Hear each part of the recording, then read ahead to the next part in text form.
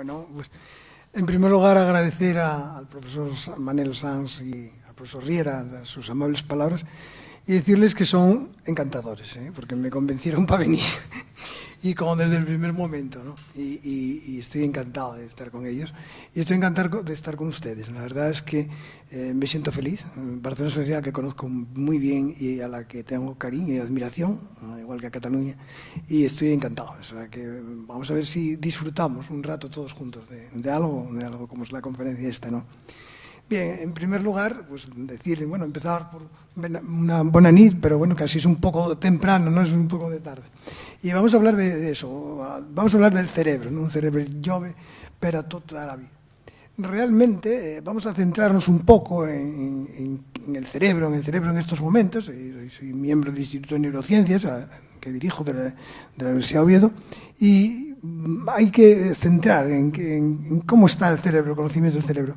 En primer lugar, pues deciros eso, que este cerebro joven, que desgranamos un poco en Barcelona, este 14 de junio, un tanto caluroso, pues es un cerebro joven de millones de años.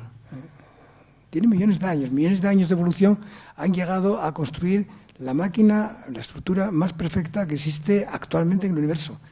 Tiene más speed que tiene cualquier satélite que se haya lanzado al espacio o más que la Biblioteca del Congreso de Estados Unidos. Cabrían cientos de millones de libros si los metiéramos a memorizar. ¿Y cómo ha sido eso? Porque miren, cualquiera de nosotros, cuando pensamos que el ser humano, lo decimos, es la cumbre de la evolución, es la parte más importante que existe en el planeta Tierra. Sin embargo, lo cierto es que, así en Leonardo da Vinci, cuando representó el Vitruvio, pues decía, la representación áurea del ser humano es perfecta, las extremidades tienen una perfección total, los números que cumplen, y no es cierto. Por ejemplo, nuestro aparato locomotor es pésimo. De hecho, en la parte que me toca como neuroanatómico, yo diría que la máquina humana, el ser humano como en general, no pasaría ningún control de calidad de ingeniería. Está muy mal diseñado. Tragamos por donde respiramos y así morimos por broncoaspiraciones. O sea que realmente su diseño es malo. Y de esa manera, por ejemplo, el que tiene el récord mundial, el jamaicano Bolt, que tiene el récord mundial, logra correr 100 metros a una velocidad inferior a 40 kilómetros a la hora. Nos parece tremendo, no sé qué segundos, menos de 40 kilómetros a la hora en 100 metros solo. Y una gacela es capaz de correr 120 kilómetros durante kilómetros, 120 kilómetros a la hora de velocidad, especialmente si tiene detrás un león corriendo detrás de ella. Lo cierto es que el aparato locomotor no está bien diseñado y lo sufrimos. De hecho, nos castiga la evolución para favorecer el cerebro. Lo sufrimos con unos pies que nos duelen, con juanetes y cosas así que el resto de los animales pues no tienen. Lo mismo en cualquier intento que tuvo el ser humano de volar por sus medios, pues terminó en el cementerio más cercano, ¿no? Y sin embargo, pues una cigüeña se desplaza durante kilómetros, miles de kilómetros, adaptándose a los tiempos, a la temperatura, sin necesidad de otro motivo. Entonces, realmente no nos podemos considerar, ni mucho menos nuestro cuerpo, nuestra situación, como cumbre de la evolución. Pero sí que hemos sido capaces de diseñar máquinas que corren más que cualquiera de las gacelas. El coche corre, sobre todo si no tenemos un radar próximo, pues 200 kilómetros a la hora. Nos podemos desplazar más allá de las cigüeñas, llegar a planetas distintos a través de...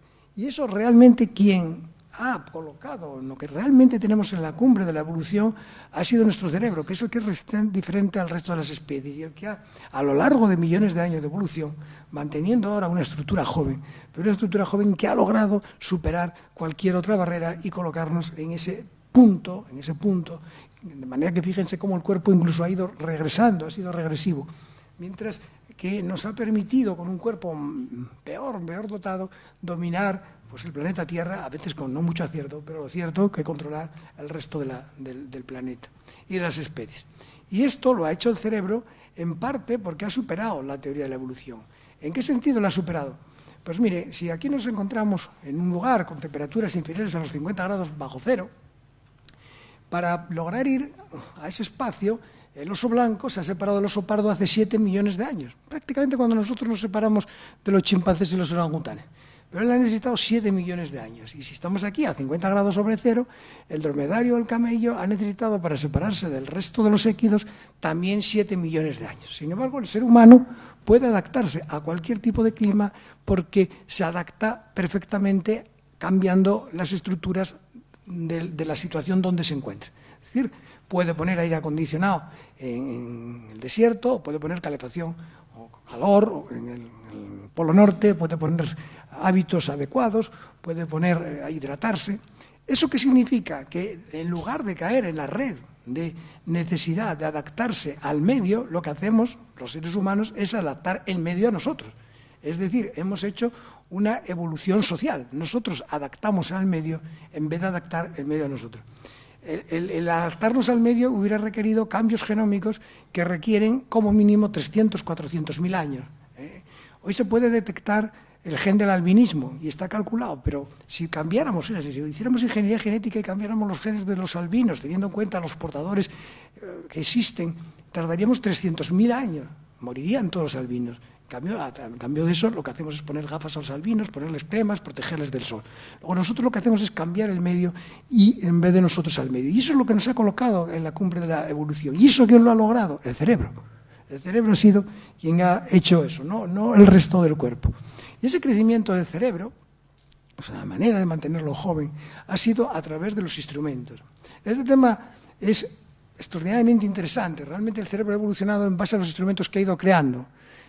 Podríamos dar ejemplos clarísimos, fíjense, de aquella primera piedra que tenía un poco puntiaguda y que utilizaron los neandertales, a una piedra en forma de hacha, necesitaron pasar 4 o 5 millones de años que hizo el Homo antecesor. Pasar de esa piedra puntiaguda a pasar a herramientas ya más sólidas, pues se tardan siglos. Pasar de esas herramientas a convertirlo en una pistola se tardaron decenas de años. De eso a una bomba nuclear se tardaron solo pocos años. Es decir, que el crecimiento de los instrumentos se está haciendo exponencial. Es mucho más rápido de lo que jamás se soñó. Y eso lleva a un crecimiento también de las conexiones cerebrales y de los circuitos cerebrales, porque el instrumento que crea el cerebro es a su vez el que le mete información al cerebro, al sistema neural, que lo obliga a crear redes distintas. De esa manera el cerebro incluso hoy en día externaliza muchas de sus funciones. Y está bien, lo veremos luego, hay que externalizar funciones, hay que saber utilizar las máquinas, pero de alguna manera tampoco debemos dejarlas todas en manos de ellos. Es decir, hay que volver a hacer cálculo, hay que volver a memorizar. Hoy en día, antes yo memorizaba los teléfonos de los amigos, hoy los tengo todos en un teléfono móvil, ¿no? Por la noche sabías bien dónde estaba todo, ahora enciendes una luz del teléfono móvil, de cualquier cosa. Pues externalizamos esas funciones que tienen mucho de positivo, pero también no debe caer en que no utilicemos las redes neuronales que tenemos para esas funciones. De alguna manera, esta dependencia de las nuevas máquinas, de los móviles, por ejemplo, se recoge frecuentemente cuando se ven estas imágenes. De hecho, por ejemplo, yo cuando pregunto a neurólogos, a los que les doy alguna charla de estas, o a estudiantes de medicina en la facultad, le digo, aquí están todos los jóvenes con el móvil y tal, pero hay aquí uno que no está. ¿Cuál es el motivo? Y el 90% me dicen porque se le agotó la batería. Y cuando estás así es que no tengo batería, o sea que no. Pero el ejemplo de esta foto que publicaron hace mucho El País, veis como alguien que vive la vida, y alguien que se empeña en fotografiar. La cosa es que se lo está perdiendo todo, no sabe lo que pasa. Y lo cierto es que yo también tengo tendencia, me hago fotos y tal, ¿no? Pero el día que no estén bien aquí las fotos de aquí, no sé para qué las quiero en el iPhone. Entonces hay que saber mantener las dos cosas. De esta manera se establece una especie de simbiosis, ¿no? En este planteamiento que estamos haciendo entre el cerebro. Nosotros somos cerebro, lo que estamos aquí somos cerebros que estamos hablando y cerebros que escuchamos, cerebros que intercambiamos, somos los cerebros. Y luego tenemos una especie de exoesqueleto, ¿no? Que es el propio cuerpo. El cuerpo, de manera que hay una especie de simbiosis. El cerebro es quien manda, el cerebro es quien organiza, pero bueno, utiliza el cuerpo y lo utiliza incluso hedonistamente, lo utiliza egoístamente. Él siempre controla, se mantienen los niveles de flujo sanguíneo, en los casos de shock hipovolémico, tal, él mantiene siempre el flujo para mantener el nivel de vida. Y el cerebro gasta siempre la misma energía. Es algo que también insistiremos luego para el cerebro joven, porque realmente gasta lo mismo cuando no hacemos nada y estamos tirados perdiendo el tiempo con una lata de cerveza, que cuando estamos como hoy, pues atendiendo, aprendiendo, siempre gasta el 20% de la energía, que es mucho, por eso trabaja en automático, gasta muchísimo. Fíjense, pesa 1.000 gramos, 1.300 gramos, de 70 kilos, por ahí, pues sin embargo, gasta una quinta parte de la energía del metabolismo, y la gasta siempre, hasta cuando dormimos. Por lo tanto, él es hedonista y controla y utiliza este cuerpo. Y de alguna manera, este cuerpo, el cuerpo humano, va siendo cada vez más innecesario. Estamos en el mundo del hombre biónico. Yo hace mucho tiempo que dije que la silla de ruedas quedaría tan desfasada como la pata de palo, y la semana pasada lo recogí un periódico con la misma frase. Realmente, en el hombre biónico, todos somos biónicos, porque el que no tiene un marcapasos a lo mejor tiene un implante, pero lo cierto es que es dental, pero realmente es biónico. Y de alguna manera el desarrollo del hombre biónico es imparable. El primer ejemplo técnico fue este inglés, que utiliza un ojo biónico porque tenía una patología que le impedía ver los colores, y a través de este implante la podía ver, y que se empeñó en que estuviera en su pasaporte su ojo biónico. Lo llevó a los tribunales y lo ganó. Y entonces su ojo biónico es parte de él, está en su pasaporte, lo ganó en el Reino Británico. Pero esto, y además, refrendando la interesante conferencia que propusieron el profesor Manel Sanz y el profesor Riera, sabéis que el premio Príncipe de Asturias, Princesa de Asturias, de este año, se lo han dado precisamente a este tipo de trabajos, ¿no? Al trabajo de la neurociencia. Se lo han dado a Hugh Hart, persona con la que he compartido algún debate, y que está desarrollando el Instituto Tecnológico de Massachusetts pues programas matemáticos que puedan permitir reemplazar los sistemas biológicos. Y él tiene una frase que le gusta especialmente, y dice que no va a haber hombres con deficiencias, sino la incapacidad de crear máquinas que los sustituyan. Y eso lo veremos después, hasta dónde se ha llegado en la sustitución de las máquinas. Es aquí la existencia del hombre biónico. Hay todo, extremidades biónicas, ojos biónicos, corazones biónicos, cualquier estructura prácticamente se puede cambiar. Entonces, lo único que nos queda es el cerebro, que es lo que nosotros somos. Por eso tenemos que trabajar mucho en el cerebro. Yo ahora ya pues una decena de años que planteaba en charlas, en conferencias de neurocientíficos, planteaba la pregunta que hoy voy a compartir con vosotros y que me resulta muy agradable, ¿no? ¿Realmente creéis que algún día habrá trasplante de cerebro? Se ha trasplantado todo. Entonces, ¿realmente algún día habrá trasplante de cerebro? Bueno, la gente se divide. Unos dicen, no, será dificilísimo. Otros dicen, bueno, ¿cómo se puede decir que no? Con lo que avanza la ciencia, ¿no? Bueno, pues ciertamente hoy no es posible. Los millones de axones que hay no se pueden sustituir. Pero ¿quién quita que dentro de unos años no? Bueno, supongamos que puede ser posible el trasplante de cerebro. Y que hagamos un ejemplo que, por sencillo, es muy didáctico, aunque puede ser un poco simpático. Supongamos que un físico nuclear de una gran categoría tiene un tumor cerebral y entonces se plantean trasplantarle el cerebro. Dicen, vamos a ver si se puede trasplantar el cerebro. Y hay técnica para trasplantar el cerebro. Son Manel, que sabía trasplantar páncreas, pues ahora vamos a trasplantar cerebro. Bien, y muere en accidente de tráfico y es donante de órganos una famosa del mundo del corazón, pues la que ustedes piensen del programa de Jorge Javier Vázquez, cuyo nombre prefiero no pronunciar. Bien, muere la persona en cuestión y es donante de cerebro. Entonces a este físico nuclear le ponen el cerebro de la famosa esta de televisión, le ponen el cerebro de ella. Bien. Al día siguiente, cuando se despierte el físico nuclear, ¿qué le va a pasar? Pues se encontrará con que estará preocupado por el pollo de Andreita, por los programas de televisión, en los que tal, pero de física nuclear no sabrá nada. Ni querrá a sus hijos, ni sabrá su vida. ¿Qué quiero resumiros con esto? Que jamás habrá trasplante de cerebro, porque nosotros somos el cerebro. Habrá trasplante de cuerpo entero. Nos podrán trasplantar el cuerpo entero, pero nunca el cerebro. El cerebro somos nosotros. Y fijaros que eso hable una... Vaya por Dios, se conoce que algo se movió. ¿Debí tocar algún micrófono? Que yo estoy acostumbrado a moverme y esto de estar aquí tan quieto no me pone nervioso. Bien, entonces habrá trasplante de cuerpo entero. Y figuraos que aquí hacemos un planteamiento que surge. Entramos en la eternidad. Es decir, manteniendo nuestros cerebros jóvenes, podemos ir habitando cuerpos distintos y mantenernos eternamente, siempre que ese cerebro se mantenga. Pero nunca se podrá trasplantar el cerebro, se trasplantará el cuerpo entero, porque el cerebro somos nosotros. Aquí estamos ya con un cerebro que tiene millones de años de evolución y que mantenemos joven. Y este joven, cada vez vamos conociendo, es difícil los jóvenes conocerse a sí mismos, y el cerebro está también en este proceso de conocimiento, de desencriptación del cerebro. Tengo que hacer alguna referencia por el interés que tiene en los últimos avances sobre la neurociencia.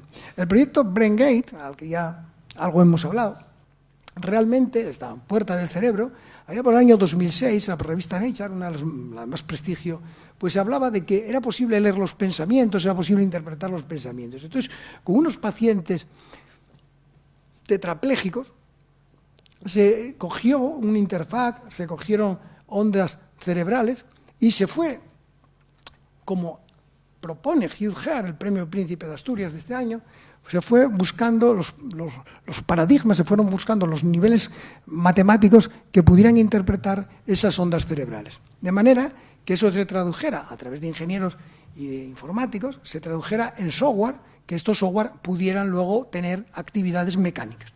De manera que lo que este señor piensa, ni siquiera habla sus pensamientos, que es en el fondo su actividad eléctrica, el cerebro es de actividad eléctrica, son recogidos por la máquina que a través de un software se podría traducir en movimientos. Él piensa que quiere mover una flecha a la izquierda y entonces se mueve la flecha a la izquierda. Y se logró la capacidad de interpretar esas ondas eléctricas, esos pensamientos. Vaya por Dios con esto del... Debo tocar algo. Se logró tocar esas ondas eléctricas, esos pensamientos, de manera que lo tradujera...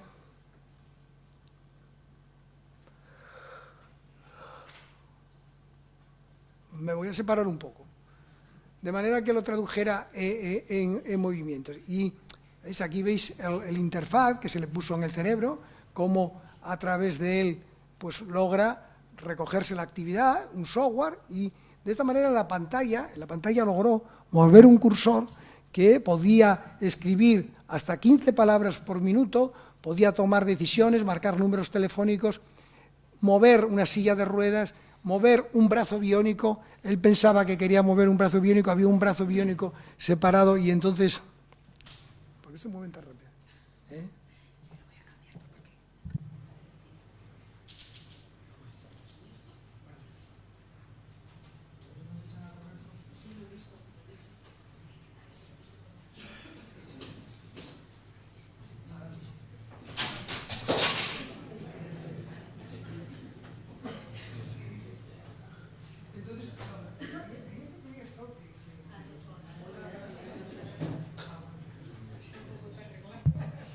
Muchas gracias. Bueno, este proyecto en el que yo participé, porque lo está dirigido desde Lausanne, pues se logra en voluntarios o en tetraplégicos ponerles estos cascos y ellos con el pensamiento y el software, con su actividad eléctrica y el software, lograr que mueva un robot por su casa. Y este robot le llega y abre la puerta o va a la cocina y le trae un vaso de agua. Para una persona tetrapléjica es darle la vida, ¿no? Es darle la vida. Entonces, ¿qué es lo que dice Howard Head? Cuando logremos máquinas suficientes, lograremos solucionar los problemas de deficiencia. Y de esa manera, pues, esta persona ha logrado mover objetos. Y fíjense, el año pasado, 2015, y este año 2016, hay un nuevo proyecto que es Neural Bridge, puente neural, en el que han hecho lo siguiente. El implante cerebral que recoge las ondas cerebrales, bueno, ya sabemos lo que quiere, entonces tenemos el software, va al ordenador que interpreta el software. Oye, y si en lugar de mover un brazo biónico logramos que mueva el brazo suyo. Y se ha logrado en este año 2016, con este tetrapléjico. Este señor tiene un interfaz, tiene aquí unos electrodos, recoge su actividad eléctrica y quiere abrir y cerrar su mano. Entonces, el pensamiento va a la máquina y desde ahí, lanzándolo tipo wifi a través de la red, llega a estos terminales eléctricos que contraen los músculos y mueve la mano. Y él está pensando, voy a abrir mi mano para coger algo. Y la mueve el tetrapléjico. Fijaros que a los más médicos nos hemos evitado el tronco del encéfalo, la columna vertebral, los nervios que van a los brazos, nos los hemos saltado directamente desde el cerebro al músculo. Y se ha logrado. Se está trabajando en ello. De momento los avances son pequeños porque bueno, se ha logrado que abra y cierre una mano, que no es poco, pero de momento estamos en ello. El otro campo, el que os contaba de mover el robot o de tal, es inmenso las posibilidades que hay. Y en lo que se ha logrado avanzar en los mismos. Si uno de los métodos para desencriptar este cerebro ha sido de millones de años, pero joven, que ha sido el de valorar los ritmos eléctricos, otro que ha llevado a inmensas conocimientos del desencriptamiento del cerebro es la resonancia magnética funcional. Mira, un grupo de trabajo que coincide ahí en el año 2015, por favor y tal, hizo el siguiente experimento en voluntarios. Les decía a los voluntarios que pensaran que estaban corriendo por un campo de fútbol. Aunque no corrieran, las regiones cerebrales que se activan son las regiones que están relacionadas con los movimientos. Aunque no corras, las regiones de actividad se crean, antes hablaba con el profesor Manel Sanz, como si estás viendo a un pianista tocar el piano, se activan las regiones cerebrales del movimiento de los dedos y del piano, solo con verlo, son áreas en espejo. Bueno, pues esta persona piensa que está corriendo por un campo de fútbol y se le activa las regiones frontales. Y cuando le decía, ahora piensa que estás organizando libros en una biblioteca, y entonces se le organiza las regiones temporales, que es donde tenemos el archivo de las cosas por categorías. Entonces organiza las cosas en tu biblioteca y entonces va a activarse las regiones temporales. Y entonces les dijo a los voluntarios, vamos a hacer dos cosas. Cuando te voy a hacer preguntas, y cuando sea sí, piensa que corres por el campo de fútbol. Y cuando sea no, piensas que estás organizando los libros de tu biblioteca. Y se acertó él, el otro le hacía las preguntas, él, si era sí, pensaba en el campo de fútbol corriendo, si era no, pensaba en los libros en la biblioteca, no engañaba, quería hacer bien las cosas, y el observador pudo ver que al 100% de los casos las preguntas acertarlas. Miraba la resonancia y dice, pues es verdad tal cosa, pues sí, pues no, y vio que así era cierto. O sea que y de esta manera se veía cómo las regiones cerebrales eran capaces de ser interpretadas y de esa manera saber lo que la persona estaba pensando. Eso dio lugar a un trabajo que realmente pone un poco los pelos de punta, ¿no? En el New England Journal Medical, es una revista de las más prestigiosas del campo de la medicina, y entonces en pacientes que estaban en coma profundo, dados pues muertos en una UBI, fíjate por ejemplo este paciente, pues, la lesión cerebral que tenía, se les hizo este trabajo. Estaban en coma profundo, aparentemente eran solo un cuerpo sin nada dentro, pero sin embargo, pues con enfermeras y médicos y paciencia, se les fue contando esto. Cuando sea así, piensa que corres por un campo de fútbol, cuando sea no, organizas libros en tu biblioteca, a ver qué pasaba. Y entonces una paciente que llevaba 10 años comatosa, a una de ellas, le empezaron a preguntar, ¿y tú estás casada? Salía así, y estaba casada. ¿Tienes hijos? No. Pensaba en los libros en la biblioteca y salía no. De esta manera se dieron cuenta que conservaba el oído, necesariamente, pero que el cerebro lo tenía y se pudieron comunicar con ella, que el cerebro lo tenía activo. De esta manera también pues iban avanzando en lo que era desencriptar el cerebro a través de lo que hoy se llama mapear, a través de la resonancia que crea magnética funcional, que crea un mapa del cerebro y de las funciones cerebrales. Y, por ejemplo, en este trabajo, vamos aquí, pues fijaros, se ve que la región temporal cuarta, la cuarta circunvolución temporal, es la que identifica fachadas de casas. Cuando estamos en una ciudad, identificamos la ciudad. Cada vez que a la persona se le ponía una fachada de una casa, había un pico de actividad en esta región temporal. Por el contrario, cuando se le enseñaban rostros, caras, pues entonces lo que se activaba era la tercera circunvolución temporal. Vean, cada vez que se le enseñaba una cara, había un pico de actividad en esta región temporal. Adelanto, esta región temporal es una de las primeras que seleccionan en los problemas de Alzheimer y enfermedades de demencia. Y fíjese que una de las primeras patologías que hay es la incapacidad para reconocer rostros, la prosagnosia, la incapacidad de conocer caras. Bueno, pues esta región temporal. Siguieron trabajando con esto y utilizando un método estadístico de los POSEL, de las unidades de resonancia magnética funcional, un análisis de él y la resonancia magnética funcional, llegaron a ver que eran capaces, según las resonancias magnéticas funcionales, eran capaces de saber lo que estaba pensando o lo que estaba viendo esa persona. Si con la imagen logramos que se movieran, ahora acaba con aquellos ritmos, ahora con estas imágenes logramos saber qué está pensando esta persona. Y en un trabajo que todavía no ha sido publicado, en el 2016 de la Universidad de Berkeley, se ha logrado lo siguiente. Metemos a un paciente en una resonancia nuclear abierta, para hacer una resonancia funcional, y a este paciente, a esta persona, está sana, a lo mejor es un voluntario, le pasamos imágenes de camisas, o le pasaron imágenes de coches de carreras. Nadie habla con él, Nadie sabe, el observador, el científico, el neurocientífico que está al otro lado no sabe qué está viendo. Pero es que no le hizo falta. Lo que él estaba pensando lo transformaron a través de este programa en un software que lo interpretaba en un ordenador y se proyectaba en una pantalla. Y cuando él estaba viendo camisas, se proyectaban sobre la pantalla torsos blancos. Y cuando él estaba viendo coches de carrera, se proyectaban sobre la pantalla imágenes de coches. Habíamos sido capaces de lograr interpretar el cerebro de tal manera que ya ni necesitábamos interpretarlo. Automáticamente, a través de los software, lo podíamos proyectar. Y un trabajo que es excelente y un tanto sorprendente y deja a uno un poco para pensar, Haines, que es uno de los grandes neurocientíficos de este siglo, en el 2010, pero continúa trabajando en él, fue capaz de darse cuenta que las regiones prefrontales, que son las que actúan antes de las funciones del movimiento, las regiones prefrontales también tenían actividades relacionadas con esto. Entonces le hizo un experimento que es un poco complejo, pero vamos a desgranarlo despacio. Cogía a alguien y le decía, bien, si vas a tomar un pulsor y en el momento que tengas una decisión tomada, aprieta el botón.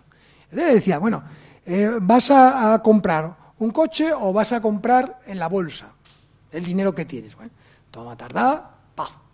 Bien.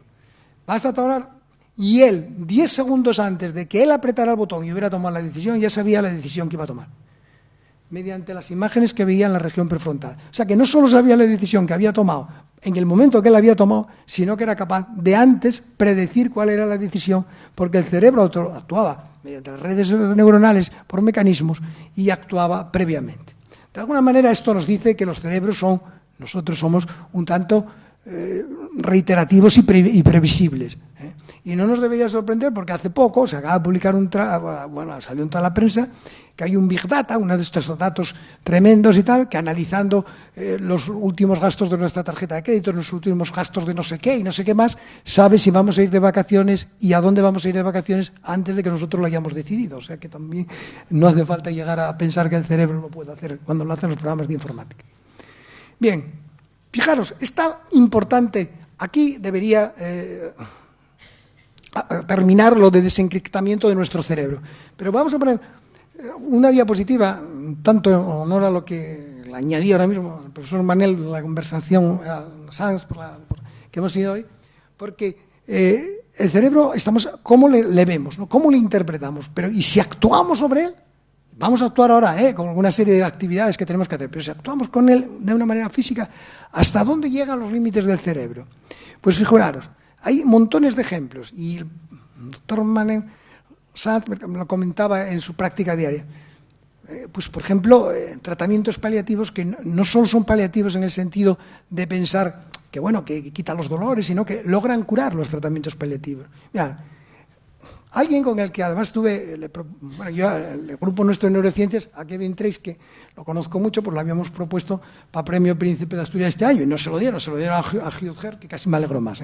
Bueno, pues este es responsable de actividades mediante neuroestimulación cerebral. Es decir, mete electrodos en el cerebro y estimula determinadas áreas de la región cerebral.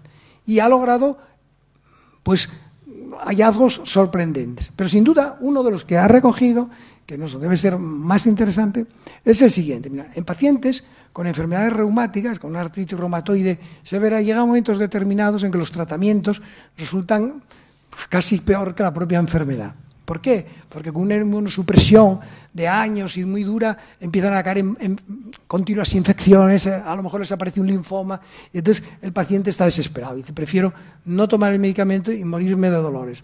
Entonces, en uno de estos pacientes se les estimuló determinadas regiones cerebrales, que no voy a entrar ahora en ellas, pero se les estimuló determinadas regiones cerebrales y vio que lograba contener los síntomas de su artritis reumatoide, sin ningún tipo de medicamento. El cerebro había logrado curar la patología de la artritis reumatoide. Y lo fue haciendo en más pacientes con artritis reumatoide y vio que esto iba sucediendo así. ¿Por qué? Porque el cerebro lo es todo, y entonces es el gran controlador del sistema inmunomodulador, y por lo tanto lograba mejorar esta patología. Tal es así la necesidad de conocer más el cerebro que el presidente de los Estados Unidos, Obama, decidió en el año 2013 empezar un programa en el que priorizaba el cerebro. Además jugó con las letras de cerebro, ¿no? La búsqueda del cerebro, los avances tecnológicos. El proyecto se llama Brain, igual que el cerebro. Y dio la cantidad de 3.000 millones de dólares para que los próximos años, a lo que se ha unido muchísimo más dinero en la iniciativa privada, porque Obama aseveraba que si del proyecto Genoma de cada dólar que se había invertido se sacaría una ganancia de $5, del proyecto Brain de cada dólar que se invirtiera se sacaría una ganancia de $25. Figuraros todas las enfermedades de la tercera edad, figuraros las demencias, las patologías que eso lleva, figuraros un buen consideración de los tratamientos psiquiátricos, el conocimiento auténtico de la criminalidad. Las ganancias del proyecto sería. Y Europa respondió con un proyecto que se llama Human Brain, que curiosamente en su comienzo se llamaba Human Brain Cajal, pero ahora se llama Human Brain Project, invirtiendo también cerca de 2.000 millones de dólares para los próximos 10 años en el conocimiento del cerebro. Sin duda es el gran desconocido.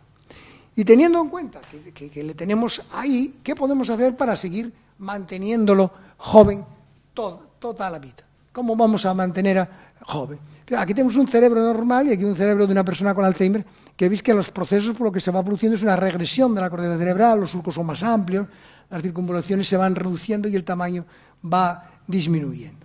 ¿Qué normas vamos a establecer? Mira, la primera, la actividad física. La actividad física, la Organización Mundial de la Salud recomienda 30 minutos al día como mínimo de ejercicio aeróbico. No hay que hacer locuras, hay que hacer caminar, hacer ejercicio físico, pero tener un ejercicio físico normal y regulado. La actividad física incrementa los niveles de los neurotransmisores, los opiáceos, las endorfinas, que son opiáceos. Fíjate qué colocón. Yo voy a la piscina cuando salgo, tengo un colocón, ¿no? Pues aumenta las endorfinas, aumenta la noripinefrina, aumenta, como vamos a ver ahora, el tamaño del hipocampo, que es el que se encarga de los procesos de memoria, especialmente de los de la memoria espacial. Por lo tanto, hay que hacer actividad física. Es algo que es necesario, mantener unos niveles de actividad física. Traigo aquí algunos trabajos en el sentido, la actividad física está demostrado que viene genial para disminuir los síntomas de ansiedad, tiene un magnífico resultado la actividad física para luchar contra la depresión. En las enfermedades cerebrovasculares pasa lo mismo, la actividad física disminuye la tensión arterial, disminuye el riesgo de, por lo tanto, de hemorragias cerebrales, atenúa la mayor parte de los asociados a los mismos. En la demencia, la actividad física, y veremos más de ello, pues es un proceso fundamental para lograr que los procesos mentales mejoren y asimismo el deterioro cognitivo no aumente. La actividad física es esencial en la enfermedad de Alzheimer. Aquí vemos pues un cerebro de Alzheimer, ves como el hipocampo ya empieza a tener una regresión, empieza a disminuir de tamaño con relación a un cerebro normal. Aquí vemos un cerebro normal y aquí un cerebro de Alzheimer. Fíjate aquí la imagen, cómo está el cerebro de Alzheimer. De manera que con la actividad física de Alzheimer disminuye la placa de amiloide y la proteína tau también fosforilada no se altera. Este es un poco de resumen de cómo la actividad física entiende todo lo que es salud cerebral. Interviene en la neurogénesis, la actividad física favorece el aumento de neuronas, aumenta la plasticidad sináptica, el número de sinapsis que estamos creando, aumenta los neurotransmisores, aumenta los vasos, hay procesos de angiogénesis, disminuye la inflamación, como acabo de decir, aumenta las neurotrofinas. Este es un resumen de cómo la actividad física interviene en la actividad cerebral. Y nosotros estamos experimentando con la actividad física, ahora en la Universidad de Oviedo, con la actividad física en la salud mental. Ya, en ratas de una manera experimental, y aquí os podéis reír un poco, las podemos hacer ejercicios de resistencia o de fuerza, trepando por aquí o luchando contra esto, estos ratoncitos que tenemos ahí, estos son los controles, ejercicios, son de fuerza, las de resistencia la ponemos un peso, y hemos observado, estas son preparaciones que os enseño a vosotros nuestras, estas ratas se las ha puesto test también de conocimiento, hemos observado cómo el hipocampo, que le veis aquí, estas son las neuronas del hipocampo, pues en estas ratas aumentaban las neuronas, había fenómenos de neurogénesis, es verdad que son muy pocas, pero había fenómenos de neurogénesis. Veis aquí las ratas controles, las ratas con fuerza, las ratas con resistencia, y el número de neuronas marcadas era mayor en las ratas que tenían ejercicio físico. O sea que el ejercicio físico en las ratas aumentaba el número de neuronas en el hipocampo, según los resultados que hemos obtenido. Aquí veis las neuronas del hipocampo, las células granulares del giro dentado, y aumentado, como estaban aumentados, en las ratas que estaban sometidas a actividad física. Actualmente, este trabajo también con los nuevos compañeros míos, estamos haciendo en pacientes con Alzheimer, pues someter a un grupo no y a otro grupo someterle a ejercicios físicos, siempre dirigidos y bien. Y estamos viendo también a través de la resonancia magnética funcional si los hipocampos de estas personas también están mejor que las otras. Es un comienzo de trabajo, pero está dando el mismo resultado que veíamos. Aquí veis otro trabajo que salió ayer, en el que ven cómo las regiones, cuando alguien hace ejercicio, cuáles son las regiones que se afectan por la actividad física, y sobre todo son por la región hipocampo, algo tan importante para nuestra memoria. Convencido es que para mantener ese cerebro joven hay que hacer actividad física. Lo segundo que tenemos que tener es la dieta equilibrada. Eso lo sabemos todos y lo practicamos. Está la famosa pirámide de los alimentos, pues estar bien hidratados, evitar las grasas saturadas que les vienen muy mal a las neuronas, meterle proteínas necesarias, mantener vitaminas, las neuronas lo necesitan, y por lo tanto la dieta equilibrada es otro de los puntos necesarios. Fijaros, trabajos científicos actuales, que no voy a recoger todo, porque se está publicando muchísimo, todo en el mismo sentido. Hago una especie de resumen. Pero trabajos científicos actuales demuestran que los obesos tienen peor memoria episódica para recordar procesos que en personas que estén delgadas. Siempre se decía, oye, aquel está delgado, parece que es como más... Pues bueno, y lo bonito, y el mensaje que os traigo hoy, siempre positivo, es que es reversible. La actividad cerebral es tan plástica, tiene tanta capacidad de regeneración, que los obesos, cuando adelgazan, vuelven a hacer los resultados similares a los que eran delgados. O sea que vuelven a tener esas capacidades cognitivas mejor. Tercer lugar, no tener hábitos tóxicos, ¿no? Yo soy de los que no quiero que se fume, pues hay que dejar de fumar, no fumo.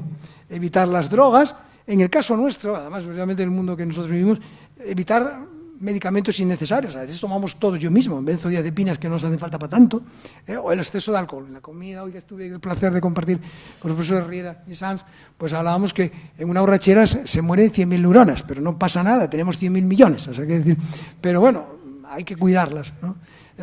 Fijaros, otro trabajo también publicado en el año 2014, reciente, demostraba que cuando se sometía a análisis de memoria a no fumadores y a fumadores, los fumadores recordaban solo el 59% de las tareas, mientras que los no fumadores recordaban el 81%. Tenían mejor memoria los que no fumaban.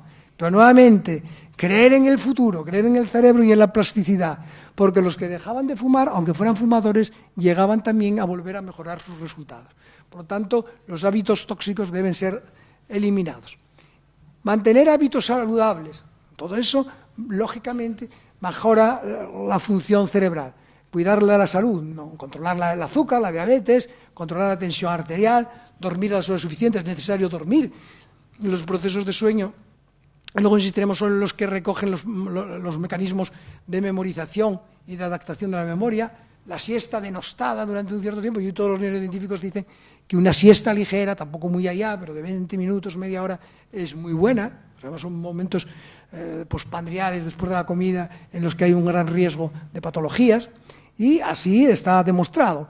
Por ejemplo, esto también es un trabajo que nosotros hicimos en pacientes con apnea del sueño, que no tienen un ritmo de sueño bueno y que los procesos de sueño están alterados. Los tubérculos mamilares, que es una zona del hipocampo que interviene en los circuitos de memoria, son pequeños, están disminuidos, que además es otra de las zonas de la neurogénesis. Por lo tanto, el no dormir llevaba a alteraciones en estos tubérculos del hipotálamo. La meditación, como antes veíamos, como mecanismo de mejor funcionamiento cerebral. Existen trabajos numerosos en el que se demuestra que la memoria y las funciones cognitivas en personas que dedican un determinado número de horas al día a pararse a reflexionar, a meditar, pues evidentemente mejoraba. El enamorarse. Yo siempre digo, luego lo veremos, hay que estar enamorado de la vida, hay que estar enamorado de lo que hacemos, hay que estar siempre en positivo, luego lo veremos. Pero el propio amor físico, también un trabajo del 2015, con una corte amplia de 6.800 personas, demostraba quién entre los 50 y 89 años mantenía relaciones sexuales, tenía mejores mecanismos en las pruebas cognitivas, quién no los mantenía. Por lo tanto, hay que tener en cuenta todos estos hábitos, que son hábitos generales sobre el cuerpo, que favorecen a nuestro cerebro. Y luego, trabajar la actividad mental propiamente dicha, entrenar al cerebro, hacer músculo cerebral, ponerle ahí las pesas. ¿Cuáles son los miles de mecanismos que hablábamos hoy precisamente y qué tal? Pues emprender nuevos estudios, nunca es tarde de aprender. Muchos compañeros nuestros, cuando se jubilan o cuando ya están a partir de los 60 años, se ponen a estudiar pues, carreras de Derecho, carreras de Filosofía. Hombre, igual una carrera arreglada de la universidad, que somos muy coñazos, pero el hacer nuevos estudios siempre es positivo. La Universidad de Oviedo mantiene un programa para mayores, que se llama PUMUO, que realmente tiene una gran acogida y que sin duda crea músculo cerebral. Aprender un nuevo idioma, yo les recomendaría, por ejemplo, para tener más plasticidad cerebral y favorecer los mecanismos de neurogénesis, ponerse a estudiar italiano, un programa latino, un idioma latino, un idioma. Es muy bueno saber muchos idiomas, cuantos más se sepan mejor. Pues se puede uno aprender, vamos a empezar con chino, pero por ejemplo, portugués o bueno, italiano, que son muy agradables. Nunca quedar atrás en las nuevas tecnologías. Yo mismo, cuando sale el nuevo iPhone, no sé qué, joder, aprender otra vez. No podemos quedar atrás, nunca os quedéis atrás en nada. Aparece un nuevo tal y hay que aprender la nueva tecnología, hay que adaptarse a la misma. Aprender instrumentos musicales, la música es fundamental para crear cerebro, entonces aprender instrumentos musicales. Un compañero nuestro de la UBI, que se jubiló y empezó a tocar la armónica. No es un instrumento que sea muy decoroso, pero lo cierto es que el hombre lo pasa bomba. Y entonces, realmente eso es magnífico.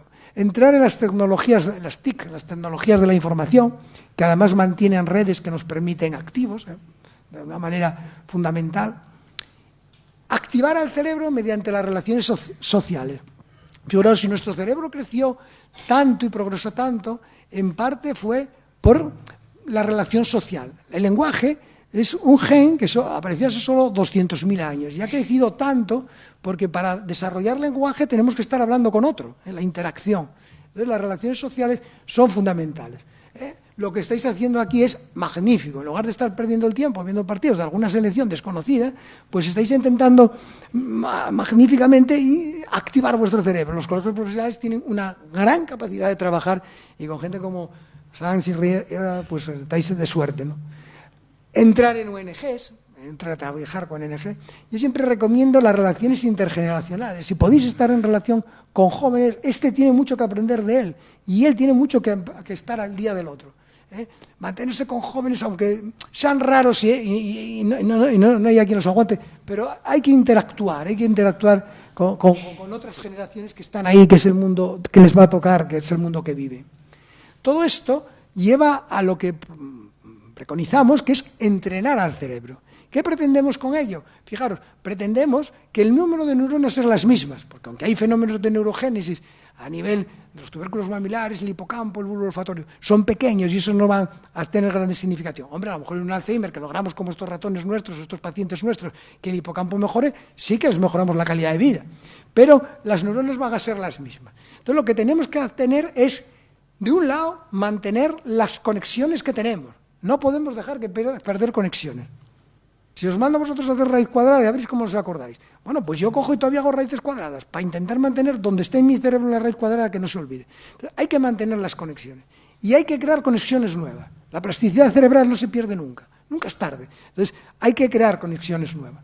Crear redes neuronales. Establecer nuevas sinapsis, que es lo que es plasticidad.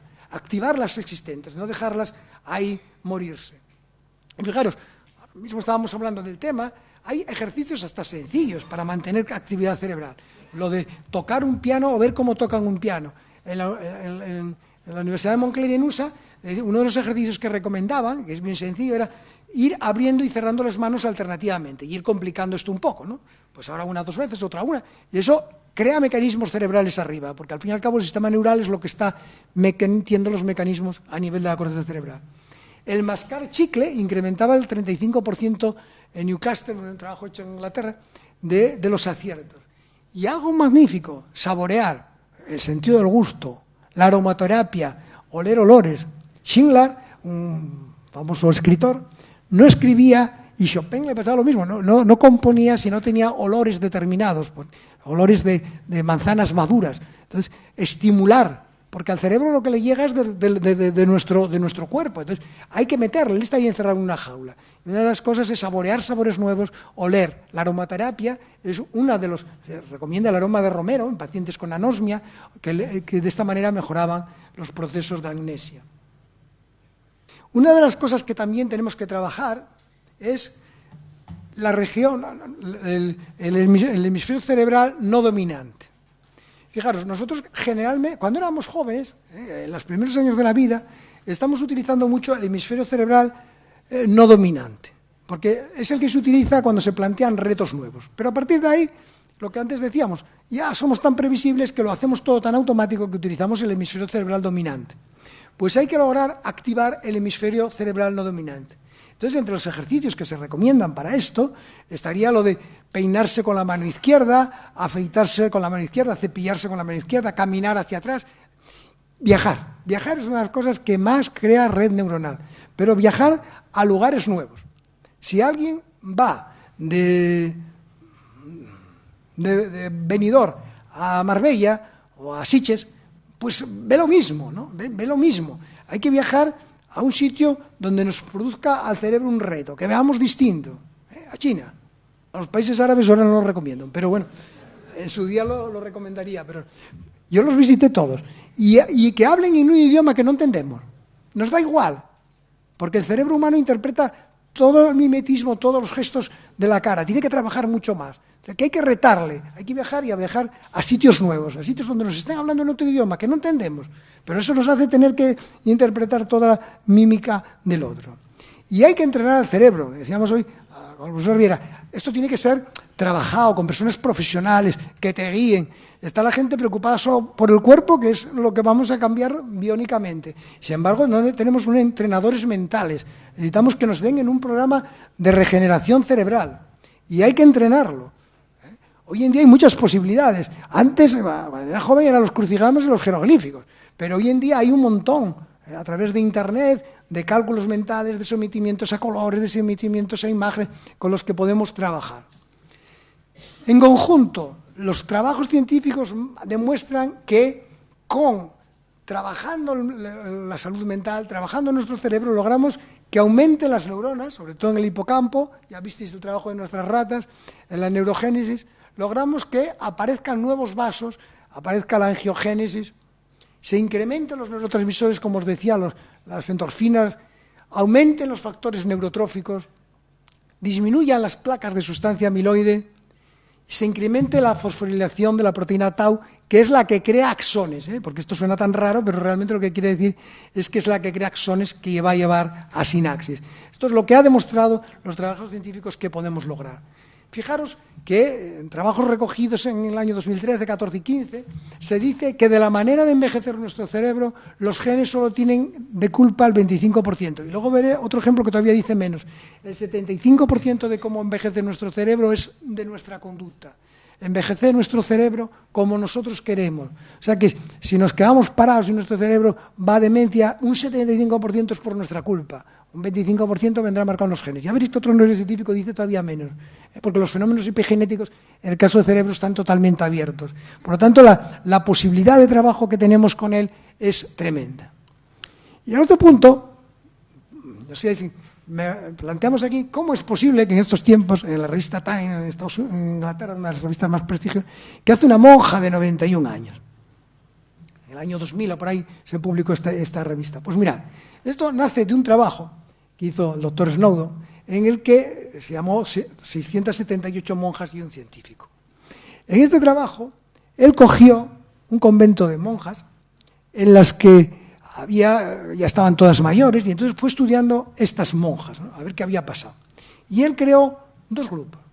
Un grupo, estaban las monjas que, estudiando sus historias, cuando ingresaron en el convento, pues decían, pues tengo dudas, no sé qué.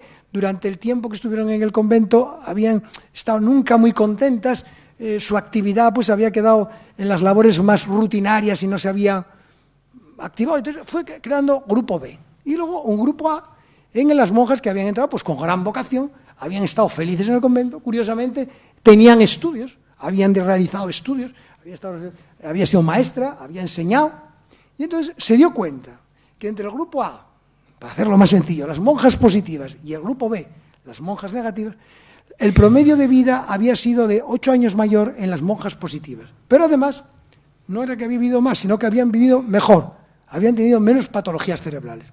Y el ejemplo más claro había estado en la monja del Times, en esta monja que tenía Alzheimer, tenía la enfermedad de Alzheimer, y sin embargo, clínicamente, demostrado por resonancia, no presentaba los síntomas. Seguía con una actividad bastante regular, la había de alguna manera superado. De manera que las monjas del grupo más positivo, tenían todas 90 y tantos años, habían hecho estudios, monjas que habían hecho la carrera de magisterio, que habían trabajado de enfermeras, y estas monjas positivas habían vivido más años y tenían menos patología. Incluso la que presentaba la patología no daba los síntomas de la misma. Otro ejemplo de esto, sin duda, es Montalcini, la premio Nobel de Medicina, Rita, que conocí yo en Roma, que cuando cumplió los 100 años la preguntaba, y eso es un ejemplo que tenemos que coger todos, la preguntaba, ¿y qué vas a hacer ahora cuando cumpla los 100 años? Y dice, pues lo de siempre, seguir viniendo al laboratorio a trabajar y sobre todo ayudar al tercer mundo, a las niñas africanas, ¿veis? Intergeneracional, a niñas africanas para que prosperen, porque será la única manera de que prosperen sus países. En el cerebro, las conexiones cerebrales, de alguna manera resumiendo esto de las monjas A y B, trabajan en dos redes. Hay una red neuronal por defecto, que es la que utilizamos cuando estamos, digamos, en negativo, cuando estamos viendo partidos de la selección de Eslovaquia contra no sé quién y tomando cerveza, y la red neuronal que busca tareas positivas, que es la que estamos utilizando ahora mismo, ¿no? Entonces, estudios también de gran corte de casos han demostrado que las personas que utilizan la red neuronal por defecto, esta digamos negativa, pues tienen tensiones arteriales más altas, se encuentran que tienen diabetes, se encuentran que tienen patologías diversas. Y las personas que utilizan la red neuronal para el desempeño de tareas, por el contrario, tienen las tensiones mejor reguladas, la diabetes mejor, su patología general era mucho mejor, su salud corporal era mucho mejor. Este es un ejemplo bien claro y que nos pasa a todos, ¿no? Cuando estamos en la cola del hipermercado, en una caravana, podemos hacer dos cosas. Decir, bueno, voy a calcular cuánto cuestan estos precios para cuando llegue allí, voy a pensar qué voy a hacer mañana, voy a pensar que no sé qué, o puedo hacer la otra cosa, que a veces lo hago yo también, ¿no? Lo de me voy a poner en el de al lado que va más rápido. Entonces me cambio de lado y dice que la que va más rápido es aquella. Entonces, acá lógicamente sube la tensión arterial, sube el colesterol. Eso es lo que sería la red neuronal por defecto. No la debemos usar. Debemos utilizar como las monjas positivas la red neuronal dedicada a tareas. Esa red nos va a llevar a tener una salud corporal mejor y funcionar mejor nuestro cerebro. El cerebro tiene una gran plasticidad. Está abierto siempre, no hay edades, pero hay edades más sensibles. Desde los 6 meses a los 2 años es una edad tremenda, y desde los 13 a los 16 también va a marcar de una manera excepcional. Pero en cualquier caso siempre está abierto a poder tener plasticidad y a mejorar. Y esto es un trabajo que es de una enorme importancia, y en este foro pues me encanta traerle, y es que estudiando personas que durante la juventud y después, en la mediana edad y después, realmente habían desempeñado, habían estudiado, habían hecho pues carreras superiores, habían trabajado, la región prefrontal necesitaba mucha menos glucosa que personas que no tenían estudios y que no se habían molestado nunca. De tal manera que la región prefrontal en personas con actividad que habían tenido en la juventud, en la infancia, y que habían mantenido después una actividad mental dura, habían estudiado, habían trabajado intelectualmente, cuando eran ancianos necesitaban menos glucosa y esta región prefrontal trabajaba mucho mejor. Mientras que aquellos que no habían estudiado, que se habían dedicado a nada, a perder el tiempo, pues esta región prefrontal necesitaba para hacer procesos mentales unos niveles mucho mayores de azúcar y sus funcionamientos eran mucho peor. De alguna manera, ¿esto que nos estaba diciendo? Pues que la región prefrontal es como un banco pero de los buenos, no lo que hay ahora por ahí, que solo ganan los directivos, ¿no? Pero ahora no se puede meter dinero en los bancos, pues solo ganan. Pues la región prefrontal es como un banco de los buenos, es una inversión, es una inversión. Si nosotros trabajamos en nuestro cerebro, recogeremos el rédito. La región prefrontal es una inversión, aquí están los trabajos que lo demuestran, de manera que apoya lo que sería la teoría de la hipótesis de la reserva cognitiva. La región prefrontal es una especie de inversión, de reserva cognitiva, que si invertimos en ella se traducirá en una mejoría. Lo cierto es que el cerebro tenemos el que nosotros creamos. El cerebro solo se crea conexiones a través de la información que nosotros le metamos por nuestro sistema neural. Como decía Cajal, y lo recordábamos, todo hombre es escultor de su propio cerebro. Él hacemos el cerebro que queremos, pero luego somos reos de él, somos reos de él. Una vez ya lo hemos creado, es más difícil modificarlo. Por eso siempre tenemos que estar abiertos a continuar en esta labor de trabajar el cerebro, de mantenerle joven, porque es realmente lo que nosotros somos. Y en el futuro, pues según vayan creciendo las tecnologías, iremos sin duda conociendo de nuestro servicio de resonancias magnéticas funcionales y de tractografías, iremos conociendo esas complejas redes que de alguna manera pues traerán la solución también de alguna manera cuando los instrumentos sean adecuados. Hasta que Galileo Galilei tuvo telescopio no fue capaz de conocer bien cómo se movían las estrellas.